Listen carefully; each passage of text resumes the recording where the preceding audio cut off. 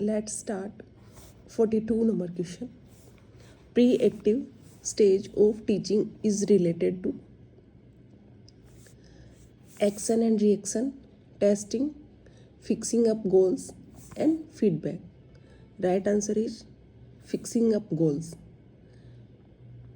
Pre-active stage है ना, तो क्या करना है अपने को, टीचिंग की गोल फिक्स करना है ना टीचर को, तो fixing up goals, note action reaction testing feedback, ये नेक्स्ट स्टेज है. Next, which of the following thinkers are associated with critical pedagogy, है ना. तो ये क्रिटिकल पेडागोजी किसने दी थी, Paulo Freire, Henry Giroux, Langerham, Alexander Kapp. Right answer is Paulo Freire and Henry Giroux. Learn करना है ये ना. What is the main purpose of establishing rules and routine in the classroom, to create a structural environment, to discourage student engagement, to create a restricted environment, to create an artificial environment. The right answer is to create a structured environment. Discourage student नहीं कर सकते ना, discourage तो नहीं करना, create a restricted environment भी नहीं करना, and artificial environment भी नहीं बनाना. The right answer is classroom का कैसा होना चाहिए, routine, rules, structured environment. Okay, simple है ना. डिस्करेज नहीं करना है ना स्टूडेंट को, रेस्ट्रिकेट एनवायरनमेंट भी नहीं करना और आर्टिफिशियल एनवायरनमेंट भी नहीं. Next 45, who said the problem should be those which can be solved by the student using their intellect. तो ये किसने बोला है, इंटेलेक्ट से अपने को पकड़ना है. हंट ने क्या दिया, इंटेलेक्ट थ्योरी, तो इंटेलेक्ट यानी हंट. ओके, साइंटिस्ट नेम है, लर्न करने हैं. Next 46, with reference to the emerging technologies which of the following involves the addition of a computer assisted contextual layer of information overlaid on a real world context or situations. तो ये सब किसकी definition है, ये learn करनी है. Augmented reality, augmented reality की definition है ये. क्या, एमर्जिंग टेक्नोलॉजी है ना, उभरती हुई तकनीक, which of the following involve the addition of computer का जो एडिशन है उसके अंदर भी कॉन्टेक्सचुअल लेयर ऑफ इंफॉर्मेशन है, वो रियल वर्ल्ड कंटेक्स्ट और सिचुएशन को ओवरलैड करती है. तो ये लर्न करना है कि ये किसकी डेफिनेशन है, ऑगमेंटेड रियलिटी. इसका कोई अल्टरनेट नहीं है, ये लर्न नहीं करना पड़ेगा. Learning management system, no. Computer assist instruction, no. Computer manage instruction, no.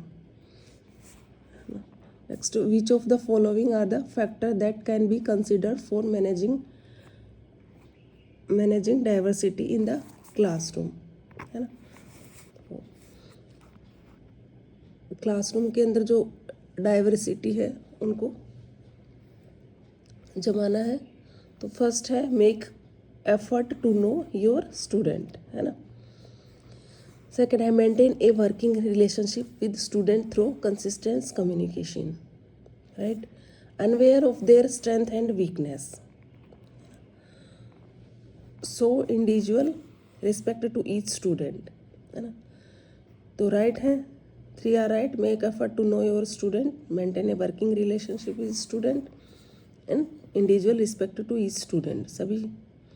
Unaware of their strength and weakness, किससे पकड़ेंगे अपन, अनअवेयर से. Unaware of their strength and weakness से अनअवेयर रहना नहीं है ना, वो भी अवेयरनेस भी जरूरी है ना. Right answer is A, B and D. C नहीं होगा, है ना. Managing diversity in the classroom, है ना. Okay, next 48, which of the following is an important component for generating required an number of question paper for on demand examination system. ये भी learn नहीं करना है। Question bank, study material, books, student enrolment.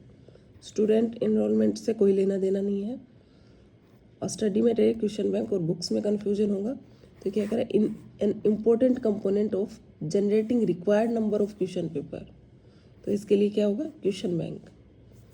Okay, note study material में तो बहुत सारी चीज़ें आएंगी ना, बुक्स भी नहीं, तो क्या होगा, required number of question paper के लिए question bank. Okay, easy. Next 49, classroom management approach दी हुई है, एक्सप्लेनेशन दी हुई है, तो इनको मैच करना है। तो फर्स्ट है exploratory approach, permissive approach, authoritative approach और बिहेवियरिस्टिक अप्रोच। तो फर्स्ट अपन देखते हैं बिहेवियरिस्टिक अप्रोच। तो इसमें देखो बिहेवियरिस्टिक अप्रोच से बिहेवियर्स नाम कहीं आएगा, तो वो क्या है, behaviouristic approach. Like consist of teachers role in encouraging learner to develop appropriate behaviors, preventing as well as resolving behavior related issues। तो राइट आंसर बिहेवियरिस्टिक अप्रोच का बिहेवियरिज्म। ओके, यानी डी में थर्ड ऑप्शन देखेंगे, D में third, 2 में है ना।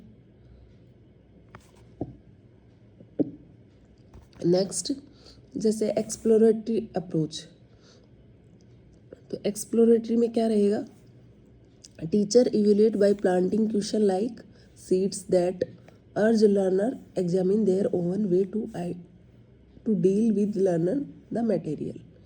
तो एक्सप्लेन करेगा ना, सीड्स की मतलब बीज की तरह, प्लांटिंग पौधे में पानी की तरह एक्सप्लोर करेगा, ऐसे याद रखना है। तो एक्सप्लोरेटरी में क्या आएगा, सेकेंड। देन ए में सेकेंड, तो फर्स्ट आंसर ना, फर्स्ट आंसर इज करेक्ट ना, बट फिर भी एक बार सभी रीड करते हैं। ऑथरेटिव अप्रोच क्या रहेगी, provide firm realistic boundaries in A compassionate way in the approach the teacher focus on maintaining high standard and projective genuine warmth, है ना। परमिसिव अप्रोच में क्या रहेगा,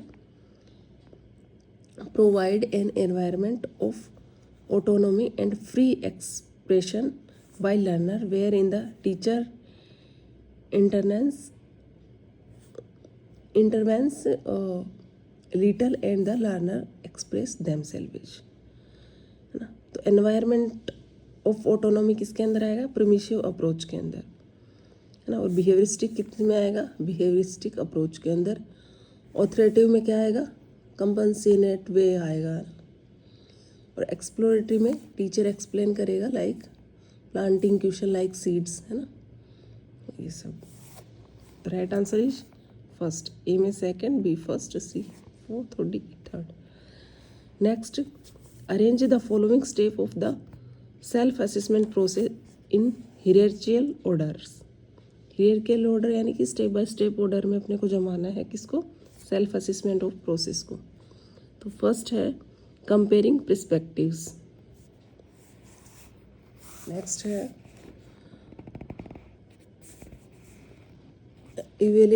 evaluating one's own competence, getting started, selecting components and descriptors। Right answer is first क्या रहेगा, हियरार्चिकल order में getting started, पहले तो स्टार्ट करना है ना। देन नेक्स्ट सेलेक्ट करना है कंपोनेंट एंड डिस्क्रिप्टर, है ना। देन इवेल्युएट करना है वंस ओन कॉम्पिटेंस को। देन सबसे लास्ट क्या रहेगा, कंपेयर रहेगा। इवेल्युएट करने के बाद ही तो कंपेरिजन कब होती है, जब लास्ट में कंक्लूजन निकलता है ना। तो कंपेयरिंग पर्सपेक्टिव क्या आ गया, सबसे लास्ट है। Right answer is C D B A. Next 51 ना, type of assessment and characteristics दिए हैं, मैच करना है। तो समेटिव असेसमेंट क्या पढ़ा था अपन ने, at the end of the course, है ना, समेट लिया था ना, एट द एंड पढ़ा था। तो ओनली वन वर्ड से चूज करना है, at end of the course और ए यूनिट। बाकी क्या दिया है वो नहीं रखना। देन स्कॉलरिस्टिक असिसमेंट, स्कॉलरिस्टिक मतलब स्कॉलर्स का जो असिसमेंट है वो।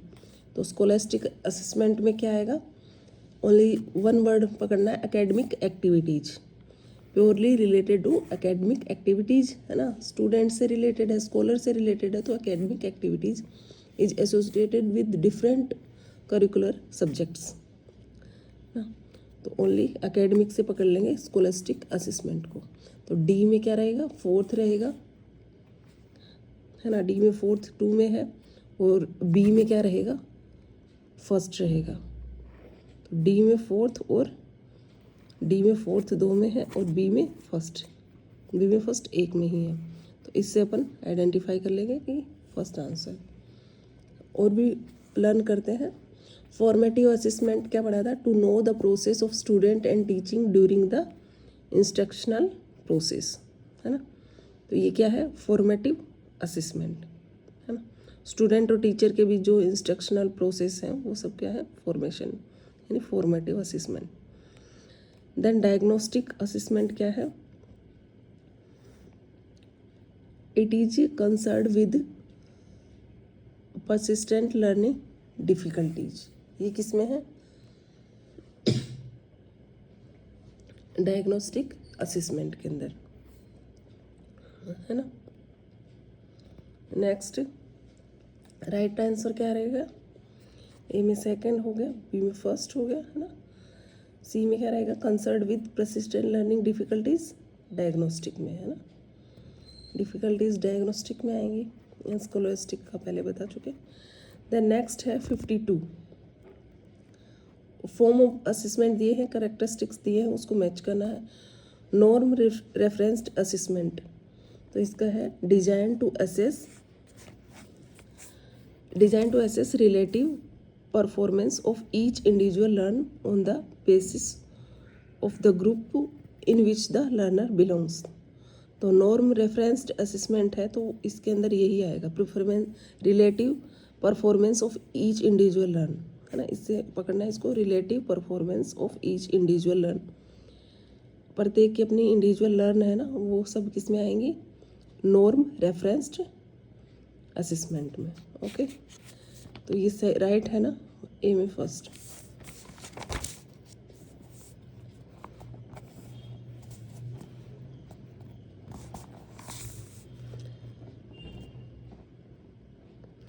देन क्राइटेरियन रेफरेंस्ड, है ना, सेल्फ रेफरेंस्ड असेसमेंट और स्कॉलरिस्टिक। तो स्कॉलरिस्टिक फिर से आ गया, स्कॉलरिस्टिक में क्या पढ़ा था अपन ने, एकेडमिक एक्टिविटीज़ से पकड़ लेना है। तो इसमें डी में क्या आ गया, सेकंड।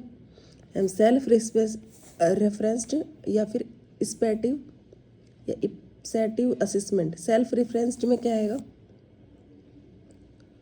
सेल्फ असेस करना means the current behaviour pattern compared with the earlier behaviour a learner. Self कब करेगा, जब अपने को पता होगा कि अपने पहले बिहेवियर कब क्या था और बाद में क्या है। तो करंट बिहेवियर पैटर्न कंपेयर करेगा with the earlier behaviour a learner. Okay, C में थर्ड एंड डी में सेकंड, सी में थर्ड एंड डी में सेकंड। ओनली सेकंड आंसर में है ना, इससे पकड़ सकते हैं। और एक बार और पढ़ लेते हैं। क्राइटेरियन रेफरेंस्ड क्या है, deliberately constructed to yield measurement that are directly interpretable in term of specified programme, specified performance standard. तो क्राइटेरिया एक स्पेसिफाइड क्राइटेरिया रहेगा ना, तो इससे क्या पकड़ेंगे, क्राइटेरियन में स्पेसिफाइड परफॉर्मेंस स्टैंडर्ड्स, स्पेसिफाई से क्राइटेरिया फिक्स हो जाएगा। Okay, right answer second. Then the ability of using new and creative application of prior knowledge and skills is known as, analysis नहीं होगा, रिमेम्बरिंग नहीं होगा, अंडरस्टैंडिंग नहीं, synthesis. Synthesis में क्या है, एबिलिटी है already of using new and creative applications की of prior knowledge and skills. Knowledge और स्किल से पहले क्या है, एबिलिटी है, तो वो किसके अंदर आएगी, सिंथेसिस में। Note understanding, analysis, remembering. Next है 54, टीचिंग मेथड है, उनके एडवांटेज दिए, मैच करना है। लेक्चर में क्या होगा, लेक्चर कैसा होगा, टीचर कंट्रोल होगा। डीमोनेस्ट्रेशन क्या होगा, प्रैक्टिकली करके दिखाएंगे ना चीज़ों को, तो it is based on purposeful activities. Then team teaching कैसी रहेगी, नीड सेंटर्ड, है ना। नेक्स्ट है प्रॉब्लम सॉल्विंग कैसी रहेगी, साइंटिफिक थिंकिंग रहेगा अमंग लर्नर्स, है ना। तो इसका राइट आंसर देख लेना, शायद आंसर में थोड़ी मिस्टेक है इसके, तो ये लर्न कर लेना। लेक्चर है वो टीचर कंट्रोल रहेगा, टीचर क्या देगा, लेक्चर देगा, simple. Demonstration, purposeful activity, team teaching, need centred, problem solving, scientific thinking. Okay, then next है the inkblot test of personality assessment was develop by. तो inkblot test of personality assessment से याद रखेंगे क्या था, हरमन रोरस्च, है ना। Personality assessment किसने दिया, हरमन रोरस्च ने। ओके, लर्न करना है पर्सनैलिटी असेसमेंट का। Identify the combination of correct features of written communication के करेक्ट फीचर क्या है, these mode of communication is generally formal, right. Written communication is faster than oral communication, तो रॉन्ग हो गया ना, ओरल कम्युनिकेशन फास्टर होती है ना, बता के अपन जो कम्युनिकेट करते हैं वो जल्दी होता है, रिटन में तो पढ़ेगा, टाइम लगेगा, है ना। तो ये क्या हो गया, wrong.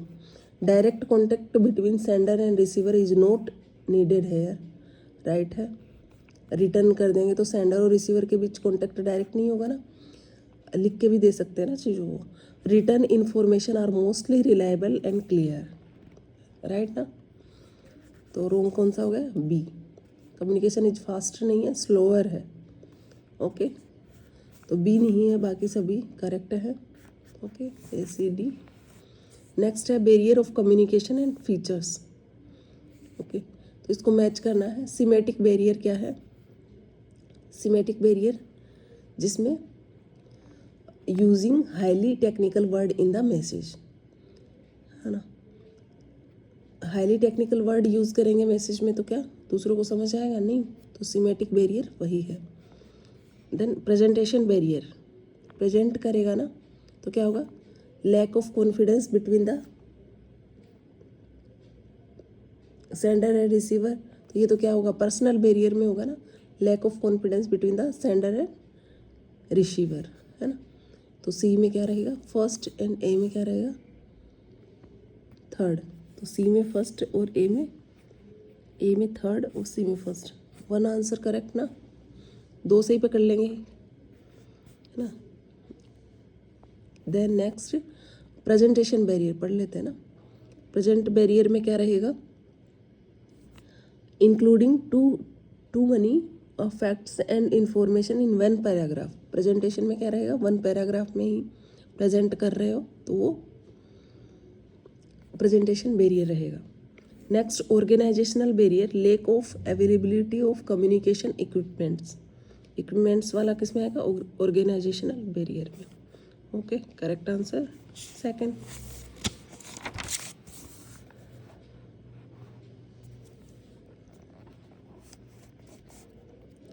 The next, which one among the following principle does not belong to effective communication? तो कौन सा इफेक्टिव कम्युनिकेशन के अंडर नहीं है, correctness, right, completeness, courtesy, competition नहीं आता ना। Then which of the following is the type of verbal communication, कौन सा वर्बल कम्युनिकेशन का टाइप है, gesture, posture, eye contact, facial expression, ये सब किसके हैं, नॉन वर्बल कम्युनिकेशन के। इसने वर्बल के पूछा तो वर्बल में रिपोर्ट या रिटर्न, किस में आएगा, वर्बल या रिटर्न कम्युनिकेशन में। Okay, the next, which method has made educational psychology A science.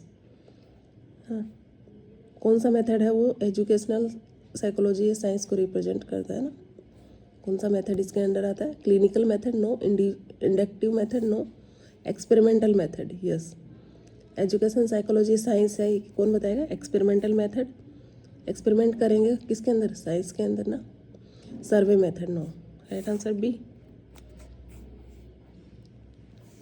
Okay, thank you.